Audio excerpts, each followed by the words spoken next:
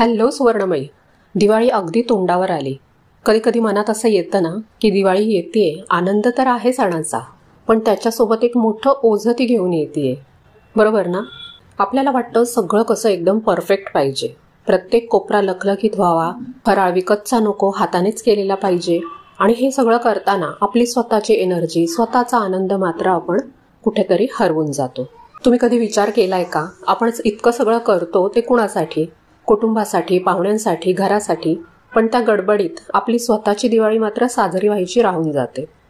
दिवाळीच्या पहिल्या दिवशी सकाळी जेव्हा आपण आरशात बघतो तेव्हा चेहऱ्यावर थकवा दिसतो, डोळ्याखाली आलेली काळी वर्तुळं दिसतात आणि आपल्यालाच स्वतःला विचारावंसं वाटतं की अगं तू इतकी थकून गेलीस, मग हा सण कुणासाठी आहे? आणि हा थकवा फक्त शरीराचा नसतो, तो मनाचा असतो. मनामध्ये एक सतत अपराधीपणाची भावना असते की मी आणखी काय करू शकले असते, आणखीन 2 पदार्थ बनवू शकले असते, किंवा ती नवी कंदिलाची डिझाईन होती ती विकत आणण्याऐवजी स्वतः बनवू शकले असते. पण ह्या विचारांमुळे आपण स्वतःला जास्त त्रास देतो. सुवर्णमयी चॅनलवर आपण नेहमी सांगतो, तुमचं आयुष्य म्हणजे तुमची सुवर्णमयी कहाणी आहे. दिवाळी म्हणजे स्वतःला सिद्ध करण्याची परीक्षा नाही, ती आनंदाची अनुभूती आहे. म्हणूनच या दिवाळीत आपण काही सोपे पण परिणामकारक नियम पाळायचेत. हे नियम तुमच्यासाठी आहेत, तुमच्या शांत आणि समाधानी दिवाळीसाठी आहेत. हे फक्त 10 छोटे नियम आहेत, पण तुमचा दिवाळीचा अनुभव पूर्णपणे बदलून टाकतील. पहिली गोष्ट म्हणजे त्या परफेक्शनच्या ट्रॅपमध्ये अडकायचं नाही. मी ट्रॅप म्हणते कारण तो खरोखरच एक सापळा आहे, त्याच्यातून बाहेर पडणं कठीण असतं. दिवाळी म्हटलं की सगळ्यात आधी डोळ्यासमोर काय येतं? तो स्वच्छतेचा डोंगर. घरातली प्रत्येक वस्तू बाहेर काढायची, पुसायची आणि परत लावायची. बरं, हे सगळं करताना घरातला रोजचा स्वयंपाक, रोजची कामं तर नियमाने होतच असतात. शिवाय तुम्ही जॉब करत असाल, तुमचं काही काम करत असाल तर ते सुद्धा जोडीला मॅनेज करायचं असतं. ह्या सगळ्याचा आपण स्वतःला खूप ताण देतो की हे आत्ता नाही तर कधी करणार. आणि हा ताण इतका मोठा असतो की दिवाळीच्या तोंडावर आपण नुसते चिडलेले असतो. घरातल्या कुणाशी व्यवस्थित बोलायचं सुद्धा आपल्याला भान राहत नाही. ह्या दिवसांमध्ये आपलं एकमेकींना विचारणं, बोलणं सुद्धा काय असतं? झाली का दिवाळीची साफसफाई? झाली का फराळाची तयारी? एकमेकींना सुद्धा आपण हेच विचारत राहतो. आणि जिला जास्त टेन्शन नसेल तिला सुद्धा हे सारखं विचारून अजून टेन्शन येतं. या स्वच्छतेमध्ये आपली सगळी एनर्जी आणि मनशांती खर्च होते. आणि तरी आपल्याला वाटत राहतं की शेजाऱ्यांचं घर जास्त छान आणि स्वच्छ आहे आणि माझं मात्र नाहीये. पण तुम्हाला खरं सांगू, ही तुलना फक्त आपल्या मनात असते. घरी येणाऱ्या पाहुण्यांना तुमच्या घरातल्या स्वच्छतेपेक्षा तुमच्या चेहऱ्यावरचं हसू आणि तुमच्या घरातलं आनंदी वातावरण जास्त आवडेल. आणि म्हणूनच मी तरी गेल्या 5 ते 6 वर्षात स्वतःसाठी हा नियम केलाय की मोठी साफसफाई अगदी दिवाळीच्या तोंडावरच करण्यासाठी ठेवायचीच नाही. वर्षभरात जेव्हा घरातली इतर कामं कमी असतील, थोडं रिलॅक्स असू, माझ्या बाबतीत सांगायचं तर शिलाईची कामं कमी असतात, त्यावेळी मी खास करून अडगळ साफ करण्याचं काम करून घेत असते. आता हे अडगळ काढणं किंवा डिक्लटरिंग कशासाठी करायचं माहितीये? रोजच्या कामाच्या धबडक्यात एखादी नको असलेली वस्तू पटकन अडगळीच्या खोलीत किंवा वरती माळ्यावर ठेवून दिली जाते. आपल्याला वाटतं पुन्हा कधीतरी गरज लागेल आणि असंच करून करून ती अडगळीची खोली किंवा माळा संपूर्ण भरून जातो. नंतर त्याच्यात अजून काही टाकायला सुद्धा जागा राहत नाही. म्हणूनच दिवाळीची वाट न बघता वर्षभरात जेव्हा कधी थोडा वेळ मिळेल तेव्हा ही अडगळ काढायची आणि नको असलेल्या, वर्षभरात न वापरलेल्या वस्तू सरळ काढून टाकायच्या. म्हणजे दिवाळीच्या वेळी इतर 100 कामांमध्ये अजून हे 101वं काम आपल्या डोक्यावर राहत नाही. कारण एका वेळी सगळंच करायचं म्हटलं ना की जास्त टेन्शन येतं, जास्त त्रास होतो. आणि त्या कामामुळे, थकव्यामुळे आपली जी चिडचिड होते ना, ती बघून घरातल्यांना असं वाटतं की स्वच्छता नाही झाली तरी चालेल, पण घरात शांतता पाहिजे. त्यामुळेच हा नियम करायचा की संपूर्ण घर एकाच वेळी स्वच्छ करणं प्रत्येकीला जमेलच असं नाही. तुम्हाला मदत असेल तर कदाचित एका वेळी एक खोली तुम्ही संपूर्ण काढू शकता. त्यासाठी सुद्धा दिवसाचं नियोजन करावं लागेल. पण तुम्हाला जर शक्य नसेल तर मात्र एकाच दिवशी सगळं काढण्याचा आणि साफ करण्याचा अट्टाहास करू नका. अगदी तुम्हाला दिवसभरात जेवढा टाइम फ्री राहत असेल त्यामध्ये किचनमधला एकच कप्पा, उद्या एकच कपाट, भांड्याची एकच मांडणी, अशा पद्धतीने दिवाळी जवळ येईपर्यंत मोठं काम लहान तुकड्यांमध्ये संपून जातं. तुमच्यावर अचानक ताण येत नाही. आणि सर्वात महत्त्वाचं म्हणजे रोज संध्याकाळी तुम्हाला थोडासा आनंद वाटतो की हो, आज हे छोटंसं काम का होईना पण मी संपूर्ण केलं. दुसरा नियम पाळायचा, तो म्हणजे थोडंसं काम कमी व्यवस्थित झालं तरी सुद्धा समाधान मानायचं. प्रत्येक काम 100% व्यवस्थित होणार नाही. आपण स्वतः करत असलो तर एक वेळ होईल, पण दुसऱ्यांकडून करून घेणार असू तर मात्र आपण त्यांच्याकडून पूर्णपणे व्यवस्थित करण्याची अपेक्षा करू शकत नाही. थोडंफार करून घेऊ शकता आणि त्यानंतर उरलेलं तुम्ही स्वतः करू शकता. अजून एक गोष्ट, जर ह्यावेळी तुम्हाला सगळेच पदार्थ बनवणं शक्य होणार नसेल किंवा घरात इकडे तिकडे कुठेतरी एखाद दुसरा डाग शिल्लक राहिला असेल तर सोडून द्या. पाहुणे ते बघायला येणार नाहीयेत, ते फक्त सणाचा आनंद साजरा करायला येणार आहेत. त्रास होत असेल तर दिवसाला एखादं काम कमी करा आणि हे केलं नाही त्याच्याऐवजी जे केलंय त्याच्यावर लक्ष द्या. ह्यावेळी ठरवा दिवाळी सुंदर बनवायची, परफेक्ट नाही. घरातले सगळे थोडं थोडं काहीतरी करतील, तुम्ही एकट्या नाही. आणि त्यांच्याकडून थोडं इम्परफेक्ट काम झालं तरी तुम्ही त्याच्यावरून नावं ठेवली नाहीत तर पुढच्या वेळी ते तुम्हाला मदत करायला आनंदाने तयार होतील. हाच खरा सण. तिसरी गोष्ट पाळायची म्हणजे फराळ. साफसफाईनंतर दुसरं सगळ्यात मोठं टेन्शन आपल्याला असतं ते म्हणजे फराळाचं. दिवाळीचा फराळ म्हणजे मराठी संस्कृतीचा आत्मा. शंकरपाळी, चिवडा, लाडू हे सगळं घरीच बनवल्याशिवाय दिवाळी पूर्ण होत नाही असं आपल्याला वाटतं. लहानपणापासून ती सवय झालेली असते ना. पण विचार करा, हे सगळे पदार्थ बनवायला लागणारा वेळ, लागणारी मेहनत, एका बाजूला तुमचं काम किंवा ऑफिस, मुलांचाही अभ्यास असेल, घर आणि दुसऱ्या बाजूला फराळाची तयारी.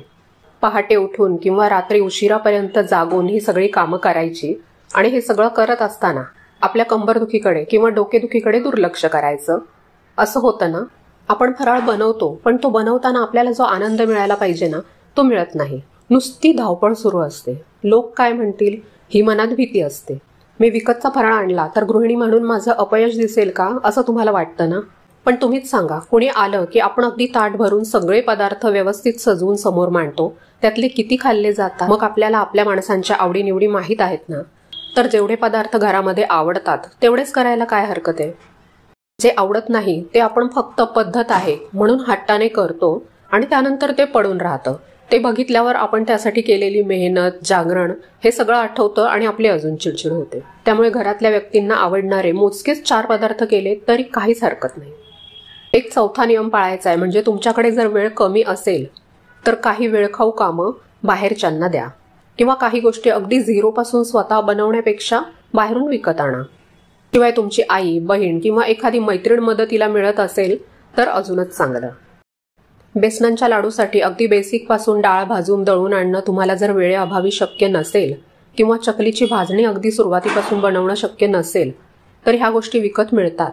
बेसनाच्या लाडूचं तर प्रीमिक्स सुद्धा मिळतं. आल्यावर फक्त आपण त्यामध्ये तूप टाकायचं आणि लाडू बनवायचे. म्हणजे आपल्याला थोडंसं काहीतरी घरी केल्याचं सुद्धा समाधान वाटतं. घरचं तूप वापरून वस्तू बनली ह्याचाही आनंद मिळतो आणि फार त्रास पण होत नाही. चकलीसाठी भाजणीचं पीठ तर असं सुद्धा वर्षभर अवेलेबल असतंच. त्यामुळे उत्तम क्वालिटीची पिठं विकत आणा, तुमचाच ताण हलका होईल. तुम्ही एकट्या लढणाऱ्या सैनिक नाही. थोडी मदत घेतली तर तुमची दिवाळीची सकाळ जास्त आनंदी होईल. आणि जर काही कारणामुळे घरातून मदत मिळणं शक्यच नसेल तर तुम्ही सुद्धा सगळंच करण्याचं प्रेशर घेऊ नका. जितकं जमेल तितकं करा. 5वी गोष्ट म्हणजे थोडं प्री प्लॅनिंग करून ठेवायचं. म्हणजे काय तर करंजीचं सारण व्यवस्थित भाजलेलं असेल ना 15 ते 20 दिवस आरामात टिकतं. त्यामुळे ते थोडं लवकरच बनवून ठेवून द्या. मी काय करते, बेसनांच्या लाडवांसाठी डाळ दळायला देण्यापूर्वीच अगदी मंद गॅसवर खरपूस लालसर भाजून घेते. त्यामुळे नंतर बेसन भाजण्याचा वेळ खूप वाचतो. पिठी साखर जर विकत घेत नसाल तर ती पावडर करून चाळून तुम्ही ठेवून देऊ शकता. म्हणजे नंतर आयत्या वेळी अगदी झिरोपासून सगळं करायचं टेन्शन येत नाही. आणि ह्याच्याही आधी फराळाच्या किराण्याची शॉपिंग करण्यासाठी शांत बसून लिस्ट करा. या लिस्टसाठी पूर्ण 1 दिवस द्या. कारण लिस्ट करायला बसलं की बऱ्याच गोष्टी आठवत नाहीत. पण पूर्ण 1 दिवस दिला ना, दिवसभरात जे जे आठवेल ते त्या लिस्टमध्ये तुम्ही ॲड करू शकता. आणि जेवढं लागतंय त्यापेक्षा थोडं एक्स्ट्राच मागवा. कारण शिल्लक राहिलं तरी ते नंतर घरात उपयोगी पडतं. पण काही कमी पडलं तर आयत्या वेळी आणायला जायला नको. 5वा नियम आहे भेटवस्तूंविषयी. जनरली बऱ्याच ठिकाणी साड्या, ड्रेस असंच काही ना काही दिलं जातं. पण जर तुमच्याकडे वेगळी काही भेटवस्तू, गिफ्ट देण्याची पद्धत असेल तर ती निवड करताना तुम्ही किती गोंधळात असता. समोरच्या व्यक्तीला काय आवडेल, काय दिलं पाहिजे आणि ह्या सगळ्यामध्ये विचार करण्यातच आपला वेळ जास्त खर्च होतो. आपण नुसते बाजारात फिरत राहतो किंवा ऑनलाईन शॉपिंग साईट्सवर स्क्रोल करत राहतो. पण काय घ्यावं हे आपल्याला समजत नाही. ही एक प्रकारची मानसिक लढाईच असते. सगळ्यात जास्त ताण कशाचा येतो तर बदलून बदलून गिफ्ट देण्याचा. मागच्या वर्षी काय दिलं होतं तर ह्या वर्षी त्यापेक्षा वेगळं काहीतरी द्यायला पाहिजे. बघा, आपण अपेक्षांच्या ओझ्याखाली किती दबलेले असतो. त्यामुळे जी काही भेटवस्तू तुम्ही द्याल ती अर्थपूर्ण आणि उपयोगी असावी. बाजारात स्वस्त मिळणारे आणि घरातल्या कोपऱ्यात नंतर पडून राहणारे शोपीस देणं टाळा. त्याच्याऐवजी भेटवस्तू देण्यासाठी एखादी थीम निवडा. उदाहरणार्थ ह्यावर्षी सगळ्यांना फक्त हँडमेड वस्तू द्यायच्या किंवा आरोग्याशी संबंधित गोष्टी. बरेच आयुर्वेदिक प्रॉडक्टचे ब्रँड आजकाल असे दिवाळीसाठी हॅम्पर्स बनवतात. एक थीम ठरवली ना म्हणजे सगळ्यांना सेम पद्धतीमध्ये वेगळे वेगळे प्रॉडक्ट तुम्ही देऊ शकता आणि तुमच्या भेटवस्तूला एक वेगळा अर्थ सुद्धा मिळेल. आता पुढे मी जो 6वा नियम सांगणार आहे ह्या बाबतीत प्रत्येकाचे विचार वेगळे असतील, पण मला तरी कोणत्याही प्रसंगासाठी कॅश देणं हेच जास्त योग्य वाटतं. कारण समोरच्याची आवड निवड गरज आपल्याला माहीत नाही. इंग्लिशमध्ये तर म्हणच आहे, cash is the ultimate gift. त्याच्यामुळे काहीच सुचत नसेल तर काहीतरी वेगळं गिफ्ट देण्यासाठी धडपड करायची आणि शेवटी पुन्हा आवडलं की नाही, वापरतील की नाही ही धाकधूक मनात ठेवायची. त्यापेक्षा सरळ पाकिटात घालून कॅश द्या. मला तर ते उत्तम वाटतं. 7वा नियम पाळायचा आहे. ह्या सगळ्या गडबडीमध्ये स्वतःकडे पण लक्ष द्यायचं. स्वच्छता झाली, फराळ झाला, भेटवस्तूंची खरेदी सुद्धा झाली, पण दिवाळीच्या रात्री जेव्हा सगळे शांत झोपलेले असतात तेव्हा आपण विचार करत असतो की माझा दिवस कसा गेला. आणि आपल्याला जाणवतं की आपण दिवसभर मेकॅनिकली एक झालं की एक फक्त काम करत होतो. शरीराला तर आराम मिळत नाहीच, पण त्याहून महत्वाचं म्हणजे मनाला सुद्धा विश्रांती मिळत नाही. केस विस्कटलेले, कपड्यांवर पिठाचे तेलाचे डाग आणि चेहऱ्यावर थकवा. आपण स्वतःला सांगतो की सगळं झालं ना की मग मी स्वतःसाठी वेळ काढीन, पण तो उद्या कधीच येत नाही. त्याच्यामुळे तुमच्यासाठी रोज दिवाळीच्या किमान 8 दिवस आधी आणि त्या दिवसांमध्ये सुद्धा फक्त अर्धा तास स्वतःसाठी राखून ठेवा. सकाळी लवकर उठून किंवा रात्री झोपण्याच्या आधी ह्या अर्ध्या तासामध्ये तुम्हाला जी काही सेल्फ केअर करायची इच्छा असेल ती करून टाका. सगळं झाल्यावर मी स्वतःसाठी काहीतरी करीन असं म्हणून ते लांबवू नका. नरक चतुर्दशीच्या दिवशी घरातल्या सगळ्यांना उठणं लावताना पण स्वतःसाठी करायच्या वेळी कंटाळा येतो, तर तो कंटाळा करू नका. स्वतःचे सुद्धा लाड करा. ह्याच्यामुळे तुमच्या मनामध्ये साचलेला थकवा आणि निराशा कमी होईल. 8वी गोष्ट लक्षात ठेवायची म्हणजे दिवाळीच्या दिवशी किंवा अगदी त्या 5-6 दिवसांमध्ये सुद्धा आधी स्वतःसाठी तयार व्हा. सणाच्या दिवशी सुद्धा नवा कपडा घालायचा आहे पण कम्फर्टेबल पाहिजे म्हणून नवी मॅक्सीस घालतात बायका. अगदी साडी नसेल जमणार तर एखादा ड्रेस घाला, पण नवीन काहीतरी घाला. थोडंसं तयार व्हा. तुमचा दिवस चांगला जावा ह्याच्यासाठी हे खूप महत्वाचं आहे. जेव्हा आपण स्वतःला सुंदर आणि उत्साही बघतो तेव्हा आपोआप काम करण्याची एनर्जी वाढते. हे दुसऱ्यांसाठी नाही, तुमच्या स्वतःच्या आत्मविश्वासासाठी आहे. 9वी गोष्ट आहे प्रथा आणि परंपरा. पण खूप वेळेला आपण त्या जुन्या रूढी फक्त कुणीतरी सांगितलं म्हणून पाळत असतो. या विधींचा अर्थ काय आहे, त्यातून आपल्याला काय मिळतंय ह्याचा विचार आपण करत नाही. आपण नुसते ते चक्रात फिरत राहतो आणि बऱ्याच गोष्टी फक्त करायच्या म्हणून करत. दिवाळीच्या दिवसात आजूबाजूला मोठा आवाज, फटाक्यांचा धूर, माणसांची जाणाऱ्या येणाऱ्यांची गर्दी आणि नुसती धावपळ असते. या धावपळीमुळे आपल्याला शांतता आणि समाधान मिळत नाही. आपल्याला वाटतं की इतका मोठा सण साजरा केला तरी मनाला हवा असलेला आनंद का नाही मिळाला. कारण आपण बाहेरच्या गोष्टींकडे जास्त लक्ष दिलं आणि आपल्या आतल्या आवाजाकडे आणि शांततेकडे दुर्लक्ष केलं. त्यामुळे ह्यावर्षी एक नवीन परंपरा सुरू करा. तुमच्या कुटुंबाला एकत्र बसवा आणि प्रामाणिक चर्चा करा. आपण दिवाळीत ज्या काही गोष्टी करतो त्यापैकी कोणत्या खरोखर महत्त्वाच्या आहेत आणि कोणत्या गोष्टी आता कालबाह्य झाल्या आहेत. उदाहरणार्थ तुमच्याकडे दरवर्षी 100 पणत्या लावायची एक परंपरा असेल आणि त्यामुळे तुम्ही खूप थकून जात असाल तर ती संख्या थोडी कमी करा आणि उरलेल्या वेळ कुटुंबासोबत शांतपणे घालवा. जुन्या रूढींचा आदर करा, पण त्या तुम्हाला त्रासदायक होत असतील तर त्यांना प्रेमाने आणि आत्मविश्वासाने बदला. आता तुमच्या घरातल्या कोणत्या प्रथा आणि परंपरा तुम्हाला बदलायच्या आहेत हे तुम्हालाच विचार करून ठरवावं लागेल. कुणाचं मन दुखवू नका, पण एकदा घरातल्यांशी बोलून नक्की बघा, तुमचाच आनंद वाढेल.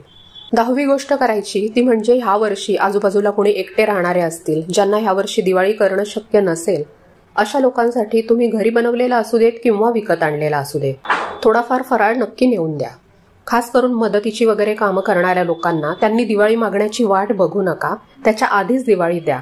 आणि फराळ सुद्धा कुणाला द्यायचा असेल तर तो शिल्लक राहिलाय म्हणून न देता ताजा असतानाच द्या. दिवाळी म्हणजे लक्ष्मीपूजन. लक्ष्मी फक्त संपत्ती नाहीये, ती तुमच्या जीवनातली सुख समृद्धी आहे. यावर्षी लक्ष्मीपूजनाच्या रात्री थोडा वेळ शांत बसा आणि आपणच सजवलेल्या आपल्या घराकडे, दारातल्या रांगोळीकडे कौतुकाने बघा. तुम्ही वर्षभर जे काही केलं, जे निभावलत आणि आत्ता ह्या 15 दिवसात जी काही धावपळ केलीत त्याबद्दल स्वतःला शाबासकी द्या. आपण ह्या छानशा घरामध्ये बसून हा सण साजरा करू शकतो. ज्यांच्यासोबत साजरा करायचा असं गोड कुटुंब आपल्याकडे आहे त्याबद्दल मनात कृतज्ञतेची भावना जरूर ठेवा. आपण हे करतो ना, तेव्हा आपल्या मनात समाधान निर्माण होतं आणि आपल्याला जाणवतं की आपल्याकडे जे काही आहे ते किती मौल्यवान आहे. हाच सुवर्णमयीचा खरा प्रकाश आहे. तर मैत्रिणींनो, मला तुम्हाला हेच सांगायचंय की दिवाळी म्हणजे घराची नाही तर आपल्या मनाची सुद्धा स्वच्छता आहे. यावर्षी तुम्ही स्वतःला वचन द्या की तुम्ही फक्त एक उत्तम गृहिणी म्हणून नाही, तर एक आनंदी आणि शांत व्यक्ती म्हणून ही दिवाळी साजरी कराल. परफेक्शनचा ताण मनातून काढून टाकाल आणि लहान लहान चुकांना माफ करायला शिकाल. कारण घराचा आणि सणाचा खरा उजेड तुमच्या चेहऱ्यावरच्या समाधानाच्या तेजामध्ये असतो. तुम्हाला ही सुवर्णमयी विचारांची नवी दिशा आवडली असेल तर तुमच्या इतर मैत्रिणींसोबत हा व्हिडिओ नक्की शेअर करा. त्यांना सुद्धा थोडा आराम मिळेल. खाली लाईकचं बटन आहे ते दाबा आणि हो, आपल्या सुवर्णमयी परिवारात सामील होण्यासाठी सबस्क्राईब करायला विसरू नका. सोबतच येणाऱ्या दिवाळीसाठी तुम्हाला मनपूर्वक शुभेच्छा. तुमचा सण अगदी आनंदात जाऊ दे.